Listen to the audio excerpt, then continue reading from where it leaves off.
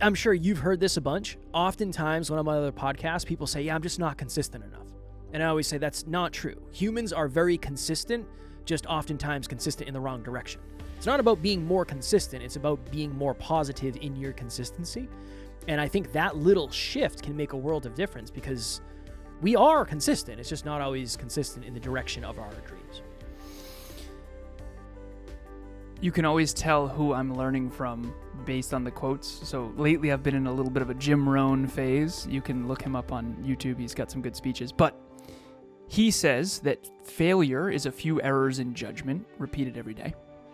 He also says that success is a few good decisions repeated every single day. He says it's the set of the sail. It's not the wind and the rain and the sunshine and the water. It's the set of the sail, which is your own personal philosophy.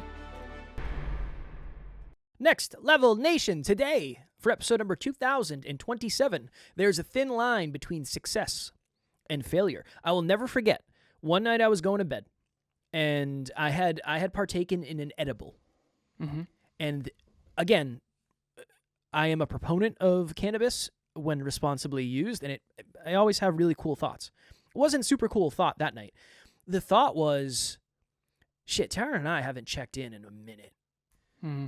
That was layer one. It's like, all right, well, we can fix that. And I was like, oh my God, this is how relationships fail. It's not always, I don't know what the stats on this, it's not always oh, you're the worst, screw you, I'm leaving. It's a little bit.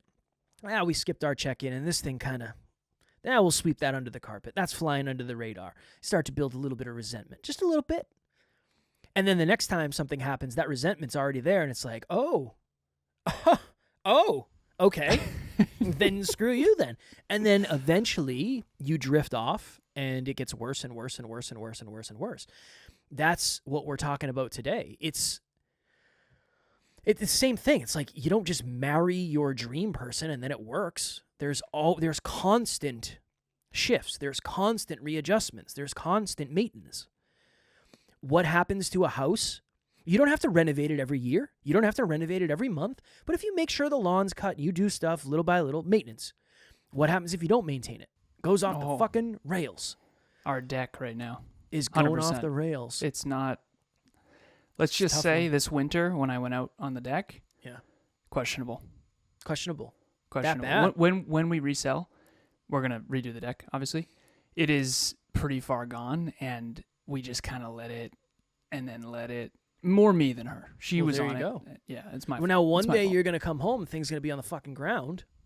You're gonna say it used to be attached to the house. I don't know what happened. Years of non-maintenance happened. That's what happened, and that's what we're talking about here today. Neglect is the killer of our dreams. Dream relationship, dream body, dream business, dream career, dream job, dream car, dream home. Neglect will kill all good things. Unfortunately. And remember, what was it? Oh, sorry. No, good. I remember we had a studio in Alan's mother's basement for a time back in the day. And every time I was headed down there, I would get coffee at Dunkin' Donuts every time. Every couple donies. time. Couple donies, breakfast sandwiches if it was in the morning. That right there is a very... Okay, the thin line between success and failure. And we're going to talk about this more in another episode this week. It'll be deeper. But that $5, that wasn't $5. Who were we kidding? A coffee was like $3. Donies were like $1.29 or something. I'm spending $10 every time I go through the drive-thru, hypothetically. Mm-hmm. I could buy a book every time I did that. That's the thin line between success and failure. Yep. If I only just do that, right? I'm not saying you can't be successful and have donuts, because if that's the life that we're living in, I don't want to live in it, honestly. I want to be successful and be able to have donuts. But I think we think of, I remember that kid I went to high school with. He kind of went off the rails and got in a lot of trouble, went to jail a few times. Now he's not successful. Started to hang out with the wrong people. Yeah, but it didn't happen overnight. It didn't happen overnight. And a lot of ending up in a place that you don't want to end up in is not that, it's not that polarizing. It's just a little bit. I'll hit snooze today. I'll skip the gym today. I'm going to have a drink today. I'm going to eat what I want today. And then eventually you do it long enough, and then it starts to become a behavior, and then it starts to become a habit, and then it starts to become a trend, and then 5 years down the line, the best example of this possibly is what's a good example of this? Okay, 100 calories a day. Let's say you need 2,000 calories to stay at maintenance, so that means you won't gain weight, you won't lose weight. If you eat 1,900 calories, you're gonna lose like 500 times 4, 2,800. You'll probably lose like 0.8 pounds a month, hypothetically. That make sense? Yeah, nice. No, because it's 3,000 calories. 3,500 per pound. So you're gonna lose 0.8. Yeah, I'm you'll gonna lose say 0.8. Nice 0.8. work. If you eat 100 over, not that much. That's 2 Oreos. Okay? That's Oh man, no, 2 Oreos is 140, son. not anymore. It ain't. I got What low fat the- ones, baby. Oh, okay. 50 low fat per. Oreos? What are we Hey, doing here, man? I'm dieting. I am proud of you. Yeah. New I'm low proud of you. today, actually, 177.3. Nice work. So, okay, 100 calories, not that much. An apple, that's an egg and a half. I mean, it's not hard to eat 100 calories more than you need.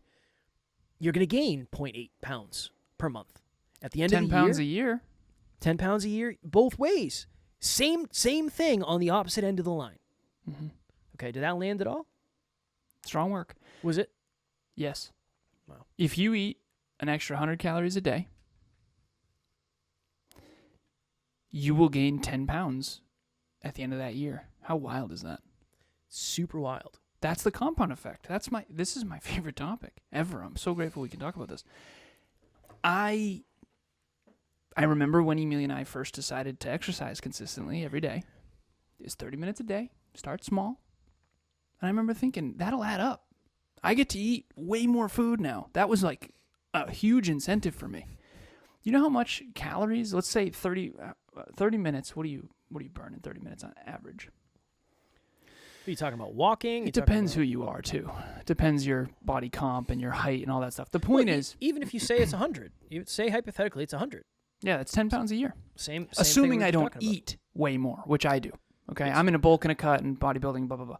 And I've been trying to gain weight. Now I'm cutting, and it's been going well so far. The point that I'm making, though, is these little errors in judgment. I wonder, too, and again, philosophy is probably the least sexy term ever. I think it's the most sexy term ever. You do? Yeah, straight up. Huge fan of philosophy. I have a philosophy book above the toilet. Seriously? Yeah, man. I've read like Nice. 6 pages of it, but it's fucking there. I'd say it's there. It's available to me. Okay, when I say the word philosophy, what do you think of? Thinking about stuff that seemingly does not matter or connect, but matters more than anything and connects to everything. Nice. Well Nice. said. Okay. It's your belief system about life. What's the point? What's the purpose? This is going back to the hyperconscious days. Change the way you think. Mm. Change the way you act. Mm. Change the way you live. Nice. Remember? Of course, I came up with it. Of course, I remember. Change the way you think. Yeah. Change the way That's you the first act. one. Yeah, that's the second one. Change the way you live. That's the third one. Did you do that? Did I do that personally? Yeah. I'm working on it. I'm working on it. Yeah, I would you say think so. differently than before? I think differently than before. I think very differently than before, and also very much the same in ways that serve me, hopefully. That's the goal. Do you remember the very first personal development book I ever bought? This was long before. I'm talking, I was 21 years old. Yeah, 20 this years is the old? stuff that keeps me up at night. What was the first? I think it was the 7 Habits of Highly Effective People. That was the first one we read in book club. Strong Shit. work. Hold on. It's blue. I never would have got that. John Maxwell, How Successful People Think. I'm going to say this, and for anyone out there watching or listening, I realize this is bias. You have complete control over what you say, think, do, feel, and believe. I was with a client recently. I said, shh, thinking's the most important. Emilia always makes fun of me. She thinks I think math is the most important subject. It is. She's like, well, other things matter too. And I'm like, yeah, but not as much. The point I'm making, though, just being playful here, as an engineer, that's just my playful, nerdy engineering side. I think math is everything. It is what it is. Now, thinking is everything. Errors in thinking will ruin your life. if you think more effectively, I mean, I've said this a couple times lately, lop an arm off, lop a leg off of Kev, doesn't matter. He's still Kevin. Why is it He's always still me? Kevin. Why can't you lop something off of you? Okay, lop an arm off, lop a leg off of me, I'm still Alan. It's true. Okay? Now, I'd have some identity challenges, not as athletic challenges, boom, boom, boom. That would be very hard, I'm not saying. But I would still be Alan. Why? My brain. That's the one thing you cannot live without. You cannot live without your brain. And that's why I'm so big on thinking. Errors in thinking, compounded over time. I have a client who's 25. The things that we are talking about, he's going to win forever. I'm so convinced of it because we're just constantly refining his philosophy. Constantly. That's what this podcast is. We're refining your philosophy. Contemplate Kevin's point of view, Alan's point of view. Okay, what about this? What are your thoughts? Social media, this. Okay, what do you think about discipline? Yeah, no. Meaningful life, fulfillment, happiness, thoughts. Philosophy's awesome, man. I'm a huge fan. And I remember I said to you years and years and years ago, these are back in the hyperconscious days, I said, you know that in a way we're modern day philosophers. I did. I do. I don't know if I did, but I do. You remember me saying that? Mm-hmm. Back then you said, I don't know, man. I don't think that's what I said. What'd you say? I was like, hell yeah, man. It's awesome. I don't think you said that. Good shit, bro. Probably something like that. Probably good shit, bro. Something like that. What do you think you actually said? I probably said I've never thought of it that way, maybe. I didn't know what philosophy was. I was probably like, what is that even? I have to look that up. That's some sort of pipe fitter or something. What is that? What is that, though? You know? I don't really know if I knew. I mean, I hadn't studied philosophy. I didn't know. Why does someone's philosophy matter? Why does somebody's philosophy matter? Oh, man. I think it forced Kevin to teach things. I love it. It dictates what you take responsibility for. It dictates your standards. It dictates what you believe about people. It dictates what you believe about the world. It dictates what you believe about yourself. It is essentially your philosophy is the glasses that you see everything through. And that's another thing. Like, we could do an episode on it at some point. I don't know if we would need a full episode, but the philosophy that will bring you to success versus the philosophy that will get you stuck. They're Let's do not. some. Okay. Shit. This is you can also call this mindset. You can call this your belief system. You can. It's your decision making paradigm. That's a less common one. But seriously, how do you make decisions? How is it that two people can experience the same childhood and have completely different lives? Lots of things, but I think philosophies is one of them for sure. Maybe the biggest one. Maybe self-belief, I think, is the biggest. But yeah, but the way you think. I was telling this to a client yesterday because we've been philosophizing a lot. This client and I, because it used to be metrics and habits and goals and priorities and blah blah blah. And lately, it's been a lot of this. It's been a lot of what are you missing? What might you be missing? What might I be missing? I learn a lot from my clients as well. And I said, I want you to study human beings and study yourself in terms of their thinking. So, what's a good example of this? When I first met Kev, I got to use Kev as an example. I got to use you as an example. Here's why. Whatever, man. It's all good. Everybody knows you. Anyone who's listening knows you, so I can use you as an example. If you're ever wondering why I use Kevin as an example so much, it's because everyone has reference to you. People think I'm picking on you. I'm not picking on you. I'm trying to... No. If Alan was... I would put him down. It wouldn't... I know what you're thinking. Alan's a lot taller than you. Trust me, it doesn't matter. It just doesn't matter. It just doesn't matter. We're not the same when it comes to that. Next Level Nation, we are very, very excited to announce that we are doing our first purely virtual Next Level Live on April 5th, 2025, from 10 a.m. to 4 p.m. Eastern Standard Time. Alan and myself will be live streaming from Worcester, Massachusetts. Next Level Live 2025. Be there. It's only $47 for a full day of personal development, self-improvement, holistic health, wealth, life, and love. We have a global audience. Obviously, if you live somewhere else in the world, it's hard to come across the country or across the world for a one-day event, so we wanted to make sure it was accessible to everyone. You're not going to get to the next level of your life by default. You're going to get there by design. Join us, design that next level. So, real quick, I use you as a reference. When I first met you, I was trying to understand how you think. And what you say, I'm trying to see beneath the iceberg. What people say and do, you can think about what their thinking is. What's their consciousness? I used to say six-pack of the mind. I wish we could see people's minds. I wish we could see everybody's brain instead of their body. How ripped would Kevin be? Huh? My brain? Yeah. Flexing on him. Flexing on him. Flexing on him. And then if you could walk out into the world and you could see everyone's brain instead of their body, how healthy would people be? What if you could see their belief instead of their body? What if you could see their fulfillment instead of their body? I'm willing to bet it would be the same. No chance. I think so. If that's Steve Jobs had a terrible body. What are you talking about? I mean, not necessarily like the same person to person, but the same stats. Talk to me. I don't know if I know how. I think oftentimes the philosophies that get someone into trouble, those are the philosophies that you'd see. Philosophy dictates the behavior, right? Agreed. Yeah, agreed. So thinking. I feel like, yeah, if you were to go to someone, okay, let's say you could see my brain and my body. My brain's ahead of my body for sure right now.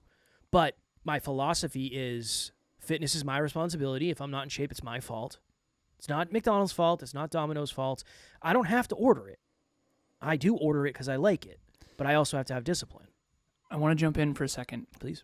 Kevin taking ownership for his own fitness tells me he will win in fitness. If you were blaming McDonald's, that's a philosophy that cannot lead to success. Because if it's McDonald's fault, then there's nothing you can do about it. Yeah, I would agree. So whenever I meet somebody, and maybe this is someone recently, I was on a call and she said, "You are super intimidating." I said, well, I'm sorry, and I don't need to be sorry. That's the wrong frame. This is who I am. I'm just being me. So thank you for letting me know, and let's have a business breakthrough session. But anyways, so whenever I meet someone, you can see their philosophy. And you can see into the future of what that will bring. And we all know this, right? Okay, let's say you met a 13-year-old tomorrow. You would be able to see their philosophy, their current trajectory, their current thinking, and go, Well, if they're 13, I mean, I'd probably be like, yeah, you'll figure it out. Yeah, but, okay, Maybe. If they don't change X, Y, Z. Can you give me an example of someone where you heard their thinking and went, ooh, ruh-roh? I mean, that time when you saw that I was delusional fitness-wise, that was... Yeah, but we've talked about that. Give me another one.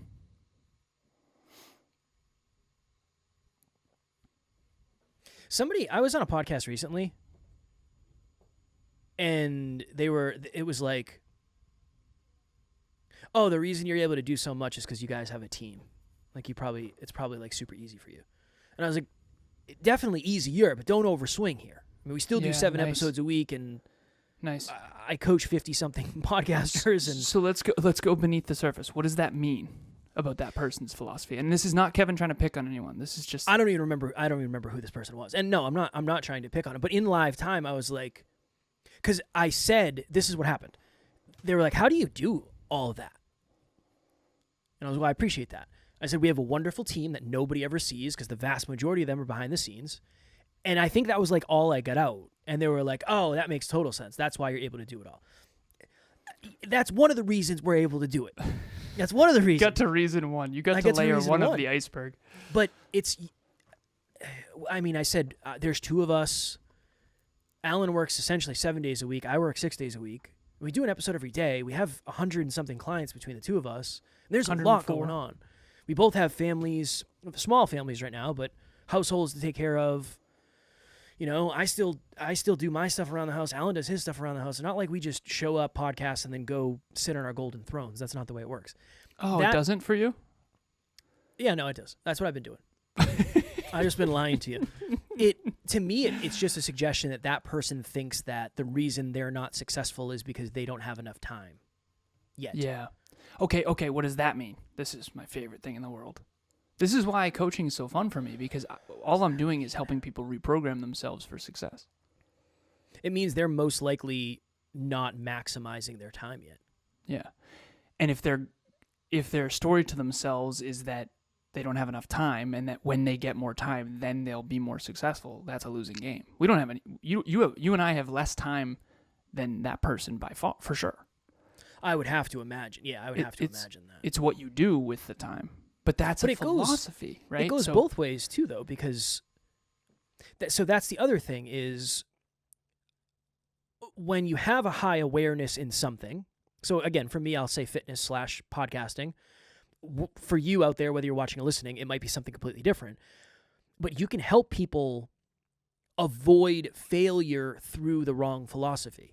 Mm-hmm. So what I'm telling podcasters all the time is, yeah, I know you want to do your show like Barstool does, but that they have a ton of money. It's not the same. You're not playing the same game. Mm-hmm. You're an indie director. You're not going to make Jaws right now. That's not how you're going to win. You got to make the Blair Witch Project. That's the movie you got to make. Good reference. I appreciate that very much. That's for the younger people. I don't know if they'll know what you're talking about. I don't know if you're going to know either of those movies, and that's my apologies because I don't know. Alan knows more movies than I do, but you're going to make a local low budget thing, and that's how you're going to win. You're not going to make Avatar. That's not what you're trying to do. I know that's what they're doing, and I know that's what success looks like, but there's a thin line, and in this case, it's not super thin, but there's a thin line between you getting to where they are and you spending 2 years grinding and then realizing, oh shit, I'm not Barstool yet. Like that, you're not going to be. Just like we're not going to be. I don't want to be Barstool. We're not going to be Barstool. We're doing it in our own unique way. There's a thin line there too between an empowering thought and a disempowering thought. There's a thin line between everything, realistically. Constructive and deconstructive, or destructive, toxic and helpful. Like there's a thin line between all polarities at the end of the day. All I can ever think of when you say Barstool is Emilia was a Barstool smoke show back in the day. That's all I can think about now. Well, she knows what's up. She was there. Not there, but... Well, they pick. I mean, I think she was out and got a photo. Out and about? Yeah, out and about. What a weird side tangent. For sure. What Kev just did, unpacking the thinking, there are indicators, and you can coach yourself. So anyone out there watching or listening, where are your errors in thinking? The very first book I ever recommended to Kev, I'll never forget this, was Your Erroneous Zones by Wayne Dyer. And the reason why is because, quite frankly, he had a lot of errors in thinking. And I wouldn't recommend that book now to Kevin, but I do think the idea of identifying your errors in thinking is really important. Like, where am I off? Where am I off? Okay, is that actually going to work? We're always trying to figure out where we're off. Always. It's not fun. I know I joke about this all the time. I'm serious. I thought that book was about sex. I thought it was your erogenous. I'm not even kidding. I thought it was your erogenous zones. Like, why would I recommend that to you? Maybe that was the stage I was in that I need to learn. I was like, okay, I'll pick this up. I'll pick this up. And it's like, who the hell is this guy? Yeah. What the hell are we talking about here? It's all about errors in thinking. So how do we wrap this in a bow? I know we got to jump in 11 minutes. Let's wrap it in a bow. How successful people think. Yeah, let's each give a couple. Give a couple of philosophies. I've been writing down my philosophies lately, just for myself, of principles instead of philosophies. I call them principles. Principles are kind of like things that I think are true. What did you say? You go first. Well, I can just give the ones that are in my notes. Let's do it. Yeah. Number 1, figuring out what not to do is far more important than figuring out what to do. I think that's where you got to start. Like, who do I need to stop hanging out with? ASAP fucking Rocky. Number 2, everything is a formula, even if you are not certain what it is yet. I think I did this with voice to text. Sorry, everybody. Everything is a formula, even if you are not certain what it is yet. That's one thing that I really want to make land. There is a way. There's very little where there isn't a way to do it. You just don't know the way yet. Like, this iPhone was always possible. We just didn't know how to do it yet. I wonder if that's, hopefully that lands. Airplanes were always doable. We just didn't know as a human species how to do it yet. Were they though? Like back in, the very, very early days when there was like no materials to fly with? Yeah, they were. The materials were available. We just didn't know how to mine them or how to. That's fair. All the things that have been invented in the last 10 years, we always could have done them, but to your point, we weren't in a place where we were ready for it yet. Right? So before the internet couldn't be before electricity. Right. Okay. Yeah. The electric car couldn't be before any car. So then technically speaking, and I hate to be this guy. I don't like to be this guy. I don't want to be this guy, right? But technically speaking, it can't happen before the thing that precedes it happens. Yeah. However, the thing that precedes it happening can happen way sooner. That's fair. Meaning, the iPhone was always possible in the long term. However, it wasn't possible in that moment, which I think is a good metaphor for everyone's life right now. Your dreams are possible. They're just not possible tomorrow. Imagine Caveman Dave finding electricity. Somehow. Caveman Dave. Caveman Dave. That'd be wild. No, man. Okay, number 3. It is remarkable what human beings. For sure. It's crazy. This whole thing's weird. You ever been driving down the road and just imagine that somebody had to pave that road? Every road you've ever driven on, ever, for the last however many years old you are, somebody paved that shit. That's fucking crazy to me. Yeah, I have a mutual client, Kevin and I both coach him, and he's doing very, very well. And he builds barns and barn dominiums and houses, and there's a lot going on behind the scenes that makes everything happen. And it's really cool when you coach people and you see the behind the scenes. 100%. It's really cool. That's one of my favorite things. I get to learn about all kinds of businesses from all over the world. Again, just learning. Awesome. Okay, number 3, focusing on solving a problem upstream can improve something downstream by a huge exponential multiple. What's an example of that? You solve one problem. Okay, a gratitude game. Stay grateful every night for Emilia. Say it before bed. Potentially make sure you don't get divorced 20 years from now. Again, it's an extreme version, but it's a good example. What about you? One of mine would be... I don't know. Probably, isn't there like a penny saved, a penny earned? I think mine would be like a dime saved is $1 eventually, if you know what to do with it. Fire. That's a new one for me. That's a new one for me. What's the other one? My philosophy.